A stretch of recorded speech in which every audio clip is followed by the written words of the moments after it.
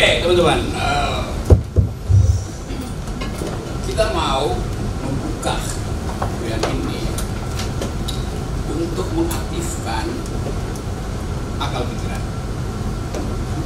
Sebetulnya buat mutusin kasus dan apa perlu pakai akal pikiran. Kan undang-undangnya udah jelas kan. Jadi hukum sebagai institusi sudah diatur keketatan penggunaan dalil, keketatan penggunaan dalil. Anda nggak bisa menyimpang dari situ. Tetapi di dalam keadaan tertentu, ketika fakta itu kabur, ketika eviden itu tersusun secara tidak sistematis, dia mesti dirapikan melalui akal pikiran. Jadi apa fungsi akal di situ? Fungsi akal adalah merapikan berantakannya sesuatu yang kita sebut fakta. Setelah dirapikan, dia jadi data. Data adalah fakta yang sudah dirapikan. Dapat poin itu ya? Mengaktifkan akal pikiran artinya mencurigai keadaan yang ada di depan kita. Akal itu mengarahkan kita untuk mencurigai. Jadi akal selalu ada dalam kondisi kuriositas. Apa sebetulnya yang menghambat sebuah kasus ini? Ketidakcukupan faktakah? Atau ketidakmampuan untuk merapikan fakta itu sehingga jadi data? Nah sekarang ada masalah. Bukankah data itu sudah tersedia, bahkan disebut sebagai big data? Nah fungsi logika adalah memastikan bahwa apa yang kita sebut data itu kadang-kala tidak cukup sebagai dasar untuk mengambil keputusan, termasuk keputusan hukum. Bagaimana misalnya kalau datanya tidak mencukupi? Oh ya, ada dalil bahwa setiap kasus harus menimbulkan hukum. Kalau tidak ada, tugas hakim untuk mencarikan hukumnya. Kan itu prinsip pertama di dalam menangani kasus. Ada aduan, artinya ada hukumnya.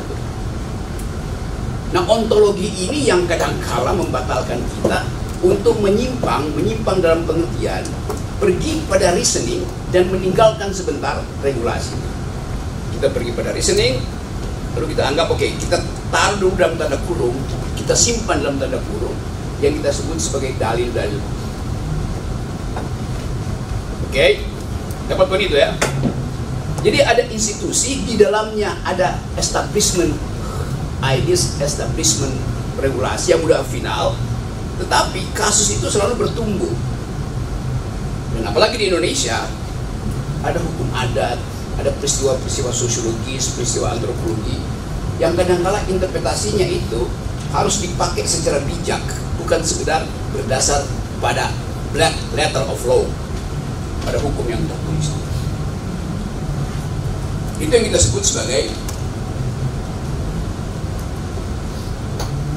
kepentingan multikultural, kepentingan memanfaatkan kondisi multikultural supaya kesepadanan antara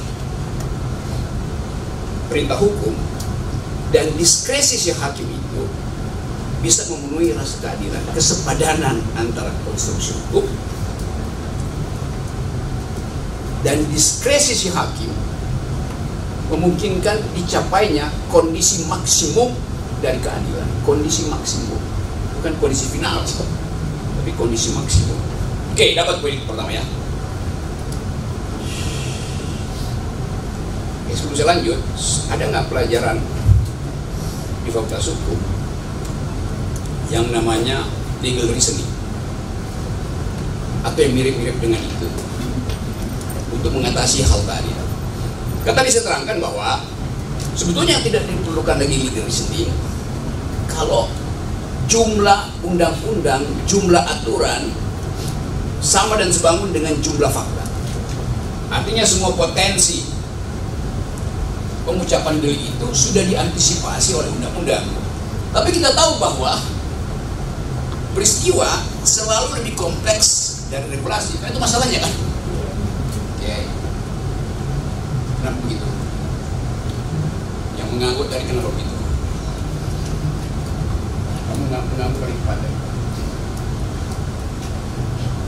Izin, karena kalau menurut saya, kenapa permasalahan itu selalu lebih kompleks daripada regulasi? Karena tidak selamanya regulasi itu dibuat untuk menyelesaikan satu permasalahan tertentu, sehingga dalam praktiknya regulasi hanya bertujuan untuk menyelesaikan satu permasalahan yang lebih besar. Oke, poin saya itu tadi menganggap, tapi coba kita lihat ya cara berpikirnya. Tadi kompleksitas meninggalkan regulasi. Jadi kompleksitas tumbuh regulasi final. Oke. Terus keterangan kamu tadi?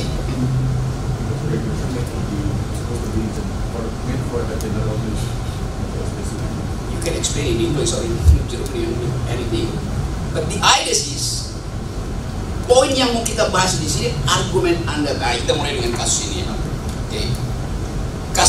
Kasus berinya adalah keadaan di mana ada jarak antara fakta yang tumbuh, ongoing, in the making, dan regulasi yang sudah final, established. Maka problem kamu tadi, kamu jawabnya karena, perhatikan ya teman-teman, kita sekaligus praktik itu logik. Karena tidak dimaksudkan untuk mengantisipasi secara lengkap. Ya itu masalahnya. Jadi itu terangkan sesuatu ya memang itu masalahnya itu. Itu namanya circulus indefiniendo. Anda menerangkan sesuatu ya memang masalahnya di situ kan. Atau kalau saya balik misalnya, bisa ikuti nggak soal ini kan? Jadi dia menerangkan sesuatu, ya orang tahu juga itu soalnya. Coba yang lain kasih kayak poinnya. Jadi dia berupaya menerangkan, seolah-olah menerangkan, tapi sebetulnya hanya mengulangi kalimat saya, jangan betul yang lain. Right? Got the point? Okay, next.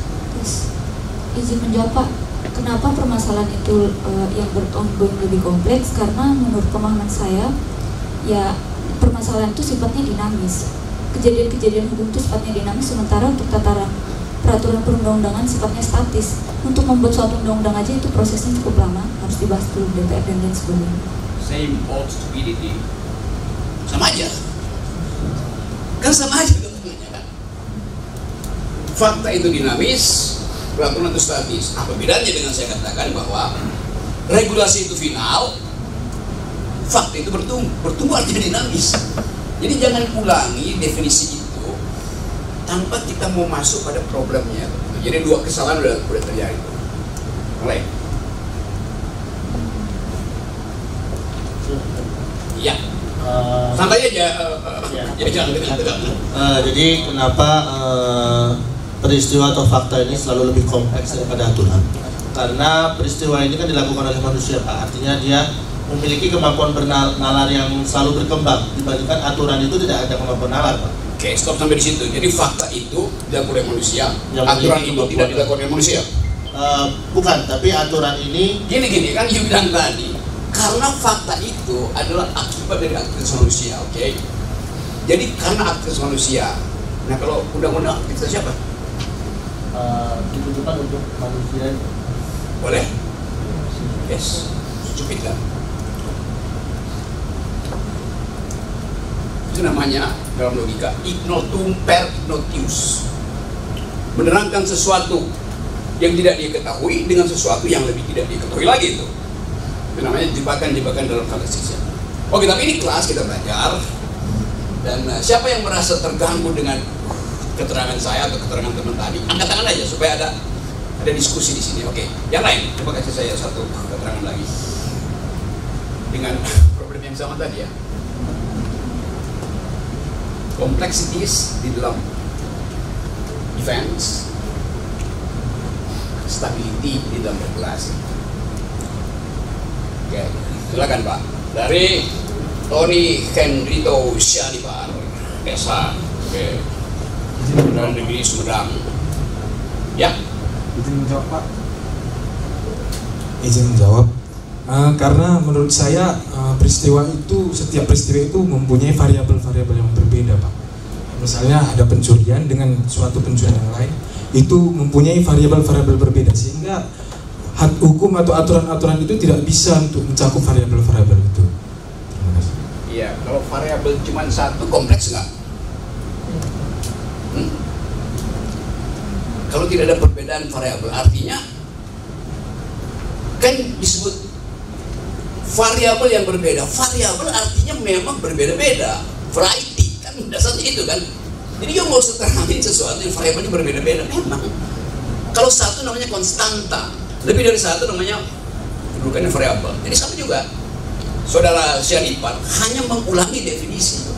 Ada variabel yang berbeda-beda, jelas variabel itu secara definisi adalah hal yang berbeda. Jadi boleh nggak ada satu variabel?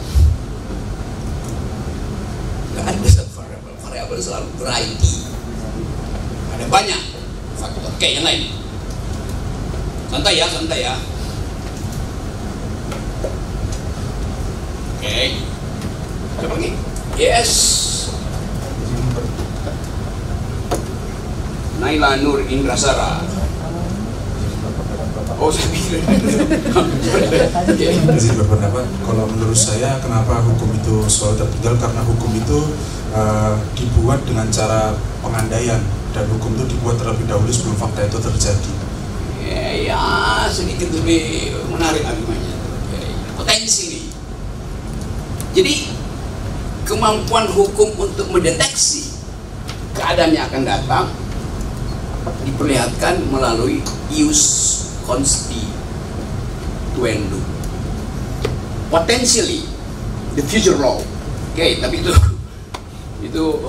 jalan keluar yang ada di buku itu. Oke, yang lain, hidupkan argumentasi itu. Saya ngerti itu. Ubi societas ibi ius. Oh ya, itu dalilnya begitu. Tetapi tetap ada problem. Nah, sekarang kita naikin satu derajat percakapan kita. Bagaimana kalau faktanya betul-betul sangat kompleks, sehingga bahkan regulasi-regulasi yang ditulis berdasarkan perspektif ius constituendum tidak cukup, apalagi yang ius constitutum. Di depan mata ada, bisa sih, tapi oke, kita bikin pansus, bikin undang-undang, iya, tapi the case is on stake. Gimana? Ya, jauh aja. Jangan tegang. Ya, ada hak hakim untuk menemukan undang-undang, ya kita tahu itu. Tetapi apa yang mesti kita ucapkan di dalam keadaan hakim yang punya kemampuan untuk membuat undang-undang di dalam keadaan tertentu juga akhirnya jadi pasif.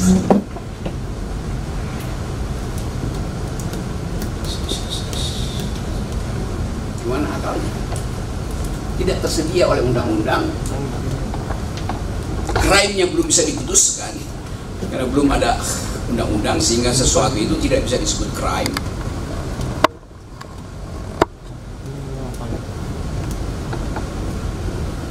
Apa yang mesti dilakukan? Ya, diskresi ada, oke.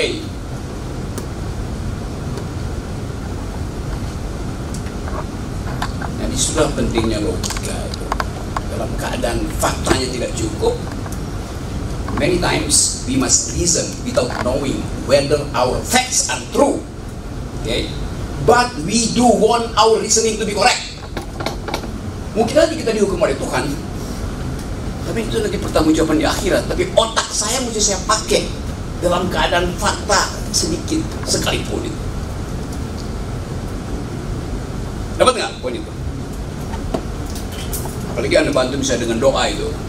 Maka dianggap, oh, logikanya kuat, nggak ada urusan dengan Tuhan tuh. Logika, doa itu. Jangan pilih. Saya udah berlogika, backup dengan doa. Ya bagus, tapi itu nggak ada urusan dengan metode. Sama seperti saudara di bandara, di asuransi sampai di atas pesawat sudah berdoa supaya apa? Supaya selamat. Doa saudara itu mensubsidi perusahaan asuransi, ya kan? Ya, tapi kan kita orang lemah. Iya, tapi secara logika Anda punya asuransi, ngapain berdoa? Itu artinya Anda memperbanyak keuntungan usaha asuransi. Dapat poin itu. Ada mau protes? Harus berdoa. Udah berdoa ngapain di asuransi?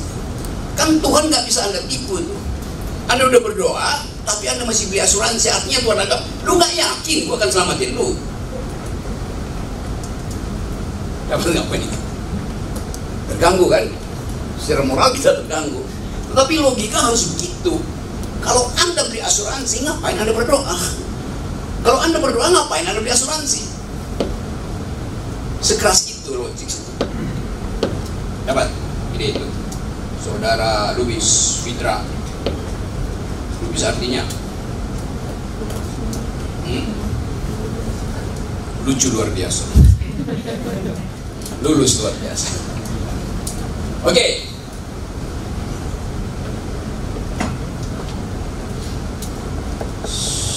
Sekarang kita, ini ada bahan-bahan nanti kalian baca, ada bahan bacaan yang sudah dibaca, saya kasih beberapa. Tapi kita mau latihan nih supaya apa yang kita baca itu bukan sekedar kita hafal itu. Coba kita lihat dulu.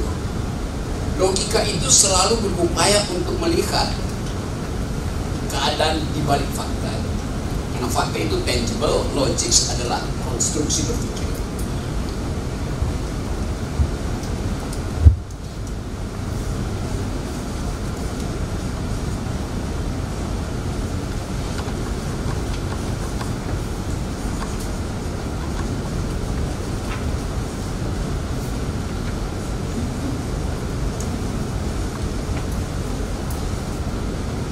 Kalimat secara faktual Anda baca kalimat itu. There is 3 mistake in the sentence. Ada 3 kesalahan di dalam kalimat itu. Jelas terbaca. Sebagai datum korporeal, ini kalau dalam nama ini datum korporeal. Korporeal artinya bertubuh. Datum artinya data. Data yang bertubuh itu terbaca oleh indra, oleh indrawi. Okay.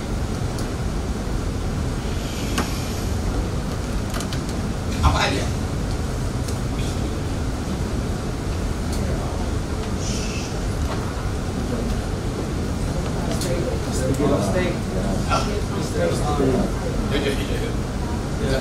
Ini benar, ini kelas kita seriusin. Dia bilang, gue di dalam diri gue ada 3 kesalahan loh, kata si kalimat itu.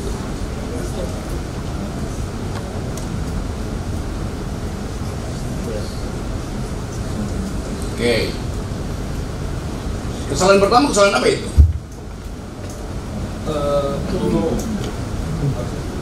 Saya tahu itu kesalahan di dalam grammar, bukan grammar. 3 artinya plural, is bentuk singular. Kesalahan grammar, gramatika. Kesalahan kedua,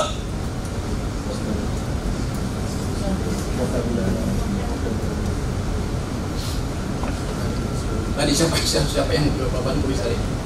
Kesalahan kedua, kesalahan apa itu? Spellsnya. Udah.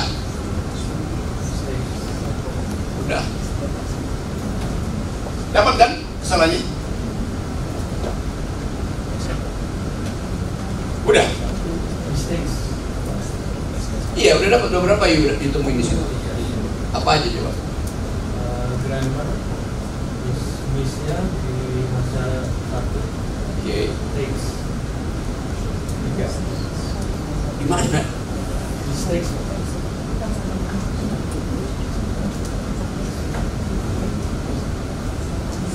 Gimana? Kan di sini kan di is ini salah, mistake ini salah kan? Ya. Terus Tambahan di belakang mistakes itu. kamu nggak tambah, kamu cuma pindahin kok itu ke situ. Kamu udah curang. Kan you cuma pindahin supaya dia jadi benar kan? You kan nggak nambah kan? You nambah. Kalau you nambah artinya biasanya jadi bijak. Oke.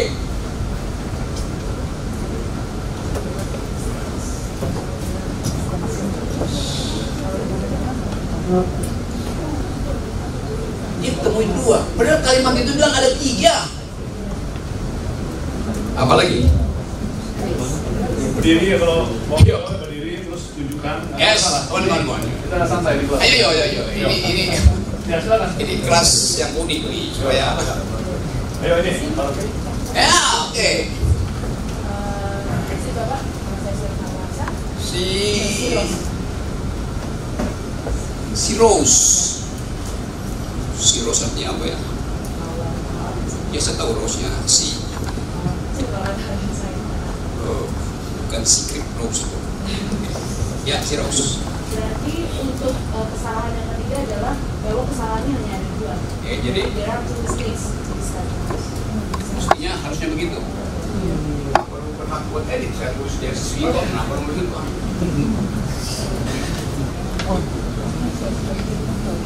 Kalau mau edit tulisan saya, tulisan hacker. Kan saya bilang dia istri, wah harus 2 dari situ. Ya udah, ini urusan bukan urusan kamu, urusan saya bilang ada 3 di situ. Anda dapat cuma 2, kalau Anda ganti, kalau gitu memang cuma ada 2. Nah, itu namanya non mandatory.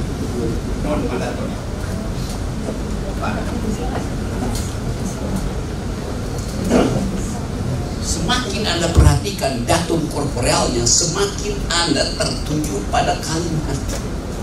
Coba Anda tutup mata sebentar. Mata jangan lihat itu.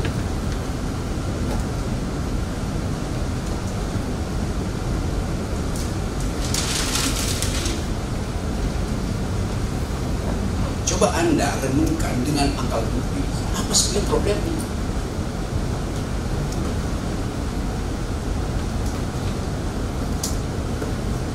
Logika tidak melihat fakta. Jadi semakin Anda pasang mata di situ, Anda tidak akan temukan. Di mana kesalahan ketiga? Kesalahan pertama adalah kesalahan grammar. Kesalahan kedua adalah kesalahan spelling. Kesalahan ketiga adalah, saya ulang nih ya, perhatiin ya.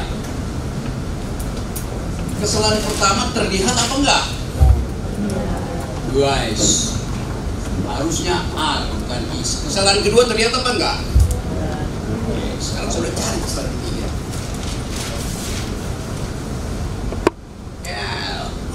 Lady in black. On the sentence. Ya. On. Bukan in tapi on. Kata gantinya.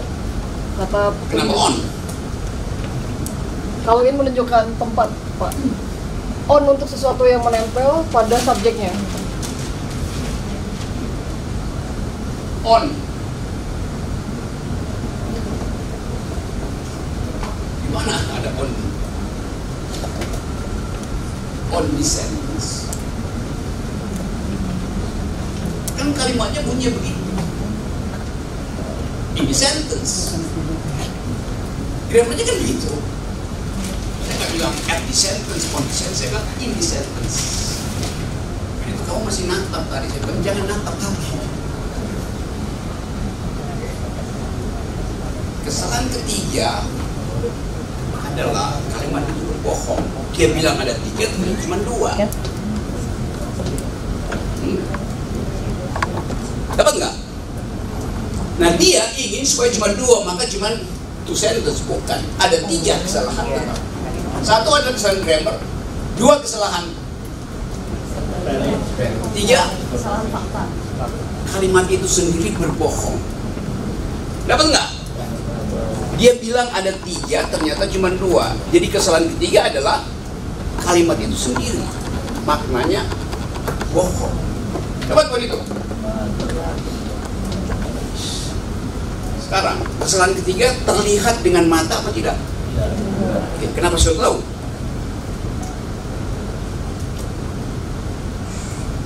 Kesalahan ketiga terlihat oleh logika. Dapat poin itu?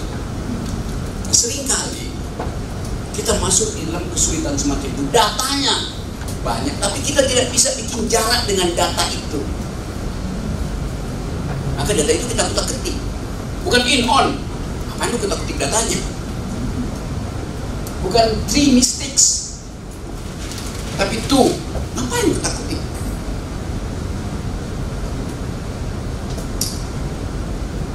Oke, dapat punya? Jadi logik itu hanya berurusan dengan kemampuan melihat the unthinkable. So do think the unthinkable, yang tidak dilihat orang yang muda. Kalau Anda berdebat dalam semua talk show segala macam,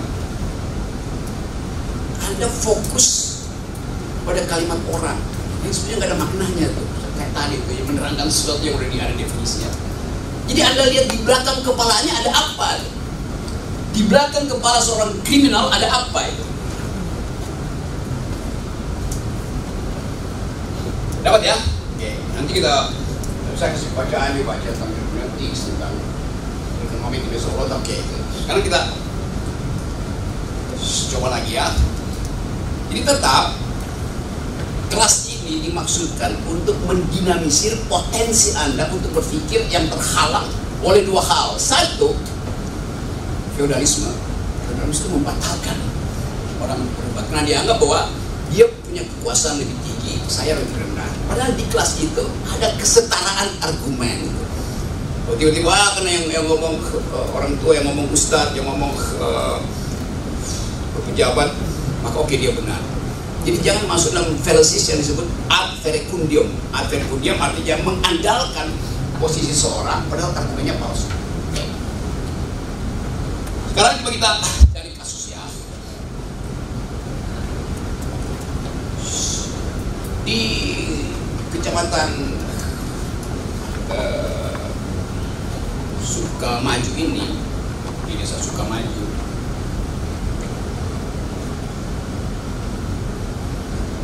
ternyata kejahatan terhadap perempuan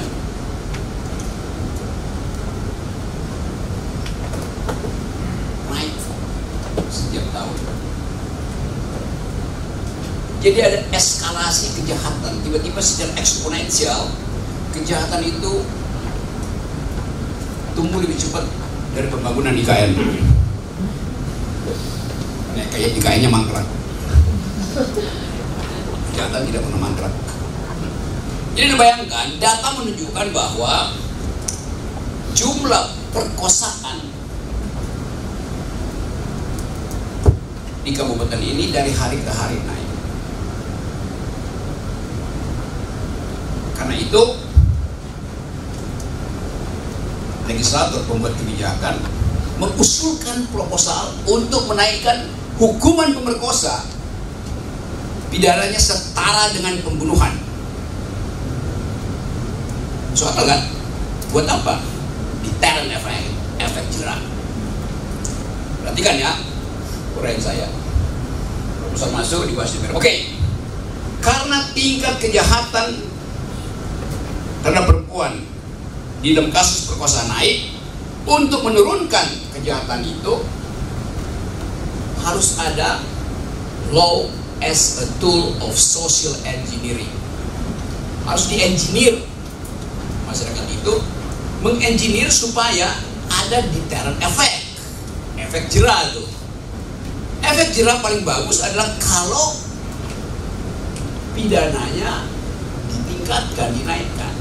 Kalau perkosaan 15 tahun, sekarang perkosaan disamakan dengan pembunuhan jadi jadi capital punishment, hukuman mati. Oke. Dapat ya? Tunggu sebelum saya lanjut. Kasus saya bisa mengerti kan? Bisa. Jadi diputuskan kenaikan pidananya. 2 tahun kemudian dievaluasi. Evaluasi, ternyata tingkat perkosaan tetap tinggi, bahkan naik 50%. Sekaligus pembunuhan naik. Jadi pemerkosaan disertai pembunuhan naik. Sekarang mari kita lihat logiknya tuh. Sudah dinyatakan tingkatnya meningkat sehingga diperlu deterrent effect.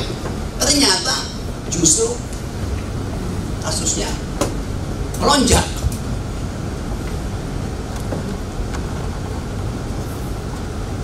Diskusi lama diundang ke sini, di pastor ternyata diundang ke sini. Kesimpulannya apa?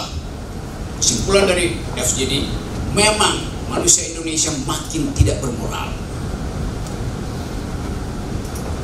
Karena itu perbaiki moralnya.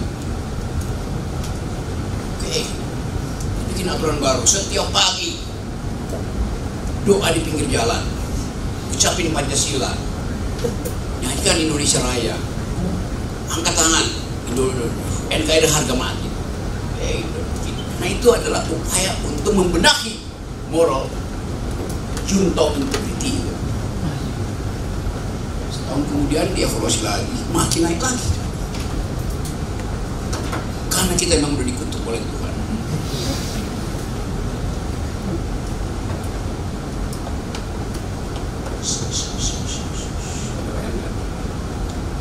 Coba Anda mulai berpikir apa sebetulnya masalahnya sehingga tingkat perkosaan naik disertai pembunuhan justru.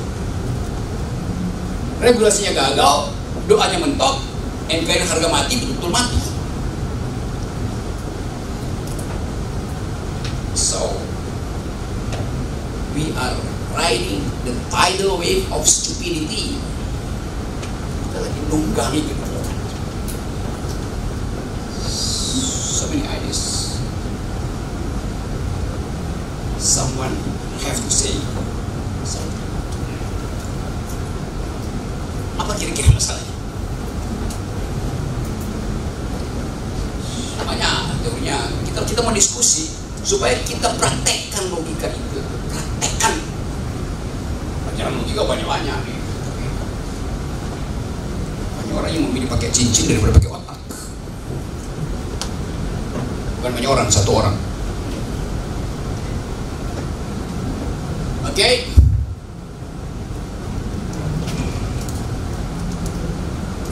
Ngomong aja, jangan takut ngomong. Kita mau diskusi. Saya cuma mau I'm playing devil's advocate.